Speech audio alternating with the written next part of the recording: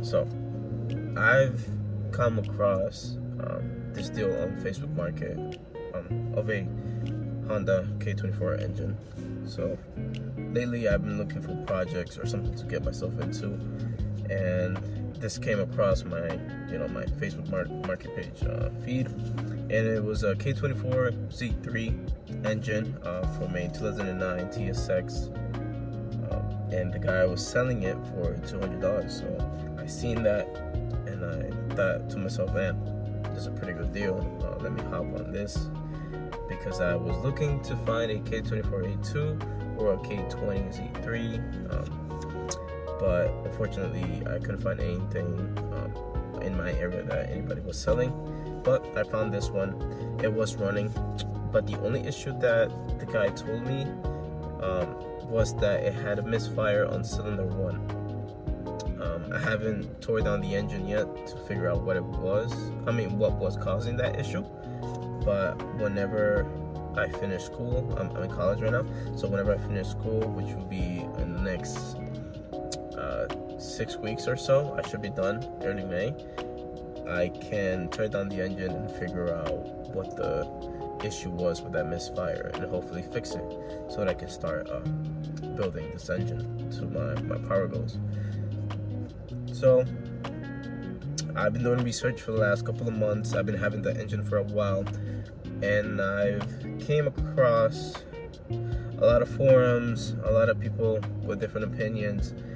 Some went above and beyond with this specific engine. Some people always talk bad about it, that it's not worth it, and they would decide to go with the counterpart, which is the K24A2, which is more easier to build. And the only reason is because the K24Z3 in the 2009 to 2014 TSX and I think it's the 9th gen Civic and the Accord as well, they all share the same engines. The only issue with this specific engine is that it does not have VTEC on the exhaust side. So it's a single port exhaust that's welded into the head, which is kind of weird, but it doesn't have the VTEC logo on it. So that's why a lot of people don't choose this, and there's not a lot of support. There's not a lot of aftermarket support. So I did a lot of research trying to find different vendors and different people that ran these engines, supported these engines, but I had no luck for a while. So I kept looking at videos and stuff, see what kind of numbers people were doing, and with full bolt-ons for a 9th gen Civic with this engine, people were pushing 250s, and it's those are good numbers, especially if you have such a lightweight car. Yes, and if you have such a lightweight car, you can have a good power to weight ratio. But for me, my goal is to go 350 wheel horsepower to 400. And the reason is because I want to put this engine in a 2nd gen MR2, and those cars are 2,500 pounds, so they're very light car, and the swap seems pretty straightforward as long as you have all the parts that you need, all the specific mounts that you need, the wiring harness. The process should be straightforward. It's just having the engine and having the car. The MR2 is a very rare car to find for a good price. So that's my plan. My plan is to build this engine specific to what I want for this car. From other research that I did, I made a list of certain things that will help me, especially help this engine, because this engine does not have VTEC on the exhaust side. So I finally found somebody or a company that actually has parts that support this engine, and some of those parts actually will compensate for not having VTEC on the exhaust side from 4 pistons. And I went to that website to see what they had, and came to my surprise, they actually had what I've been looking for the longest. They actually have cams, drop-in cams that you can actually put in this engine. All the other engine counterparts like the K24A and the K20Z3, they have aftermarket cams that you can get, but for the K24z3 you can't find them. So I was able to find those. So my plan is to build the head and build the bottom end as well.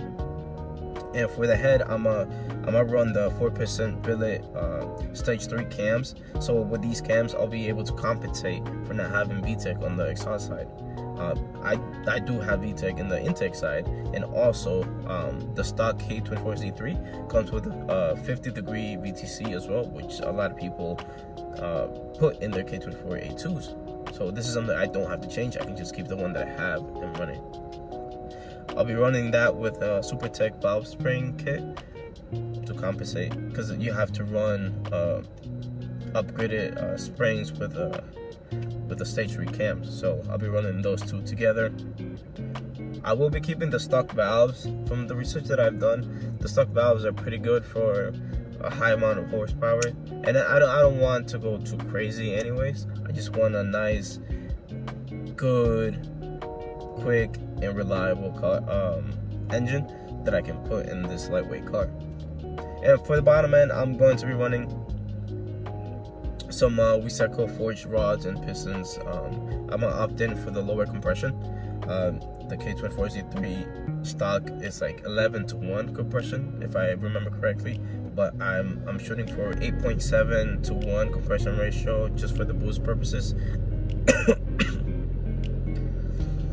The higher the compression ratio, the less boost you can run. I believe stock compression ratio you can run 5 to 6 conservatively, and be able to push a good amount of power on the high end. But for me, I want to be able to put a little bit more into it, and that's why I'm running a lower compression ratio. And also, I'll be running a 4-piston ported type S oil pump, so that way I can raise my revs a little bit higher. I know that it maxes out at 7,000, so I'll be happy if I can get it to 8.5 with the combination of everything else in this project. I'll be holding everything together with some 4-piston heavy-duty head studs. I think those are stronger than ARP, but I'm going with this type of head studs because ARPs are like a single-time use, but I want some heavy-duty studs that I can reuse if I have to rebuild the engine if anything comes up. It comes with a stronger crank compared to the K24A2, which is the fan favorite that everybody goes for.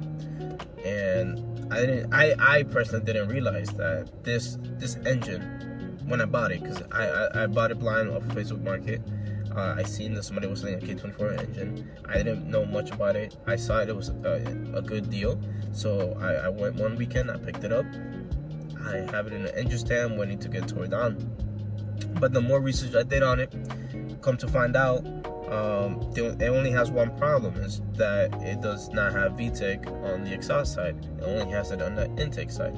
But the more I looked into it, I saw that the better outweighed the bad, and that it has a 50-degree VTC cam gear on it. So a lot of people buy the 50-degree cam gear and then they put it in the K24A2, which doesn't come with that.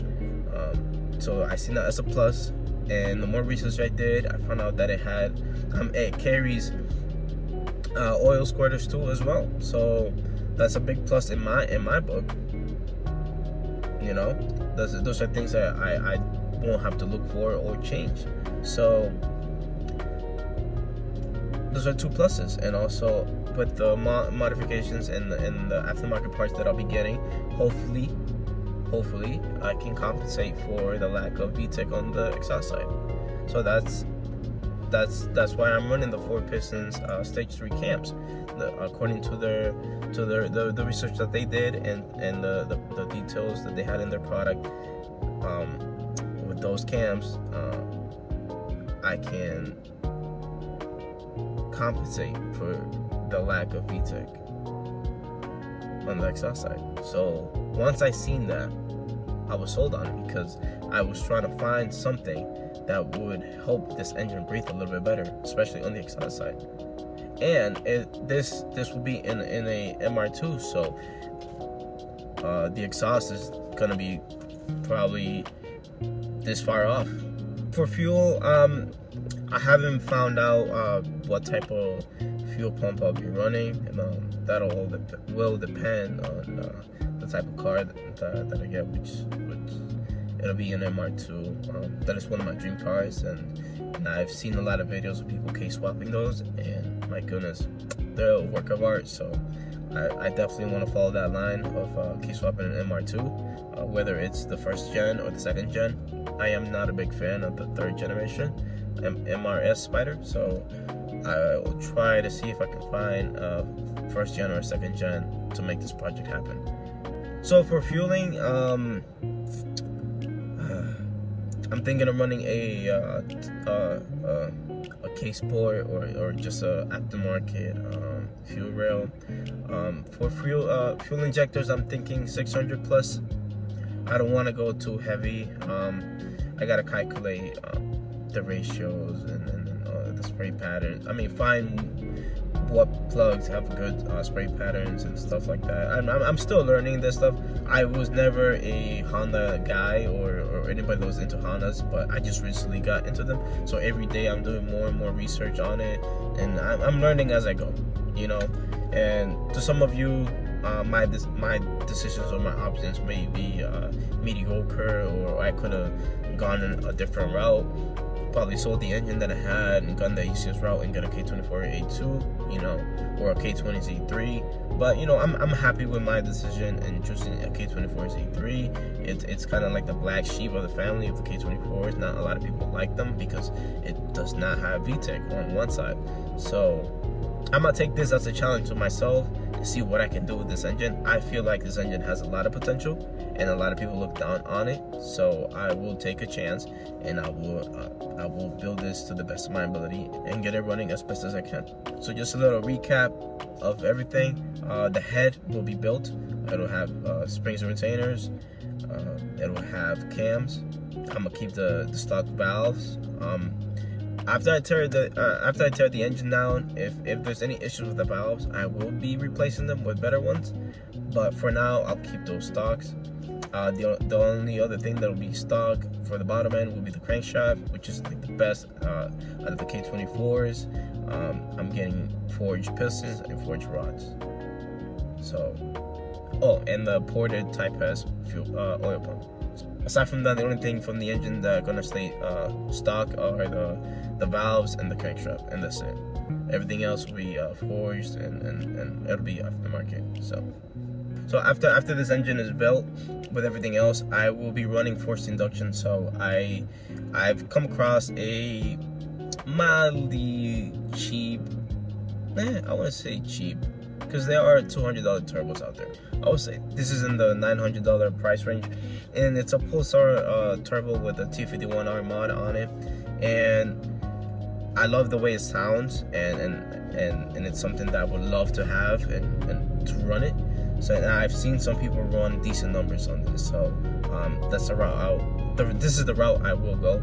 I'm gonna run forced induction on this built engine, and I found somebody that makes a single exhaust port turbo header, so I don't have to find someone to manufacture such a thing for me. So it's been done. I just have to buy the part, and it's quite simple. The piece is like it's literally this big, and it just sits in the back of the single port exhaust. So with a combination of the forged parts and the turbo, I'll be able to push 350 to 400 plus. I think I'll be able to push 350 to 400, and if I can get more than 400, that'll be a big plus in my opinion. But for such a lightweight car as the MR2 that I want to put this engine into, I think power to weight ratio 350 to 400 is just amazing. It's like running it in a Civic. So that's my goal: have this built engine and be put in a 90s MR2, either first gen or second gen. 3rd gen scratched off. I'm not a big fan, and I don't like the way it looks. So for me, the K24 and then the MR2 2nd gen, I think that's the best combination. Power to weight ratio as well. Once I'm done with school, which will be in about 6 weeks or so, I can excuse me, I can start taking down the engine apart and seeing what the problem is with that cylinder 1 misfire. Once I figure that out, I'll contact a dealership here in New England, in New Hampshire. They sell OEM parts for all Hondas. One thing is that I learned from all of my research is do not cheap out on OEM parts. Just because they're on eBay for $100, $200, $300, do not cheap out, because at the end of the day, something might happen and then you're gonna have to tear down the engine just to put those parts back on again. So I would say the first time, do it right. If you're gonna spend a lot of money, do it right. You know, who wants to tear down an engine after you put it back in the car? Nobody. So I will do that. Once I tear everything down, contact this dealer, get those parts that I need, get those tensioners, belt tensioners. I will contact the dealer, get those parts, have everything all set up on the side, take the block or the head to a machine shop to get it cleaned up and see if it requires any extra work. And after I get that back, I can start assembling everything. I should have all the parts in together, and the only thing, the last piece of the puzzle is just finding an MR2. Even if it's automatic, I still gotta find a manual transmission for the K engine anyway. So at the end of the day, it's all the same. If you like this little project of mine, and if you wanna stay tuned and follow how this goes, feel free to subscribe and like, you know, and comment any opinions or any suggestions that you have. I'm learning, you know, every day I do the research, I learn more. Maybe the options that I have right now may not be the best. Maybe there are more out there, you never know. But with more research that you do, the more you learn. And if you guys have any suggestions, you know, comments, concern, please feel free to put them down. Thank you. See you in the next one.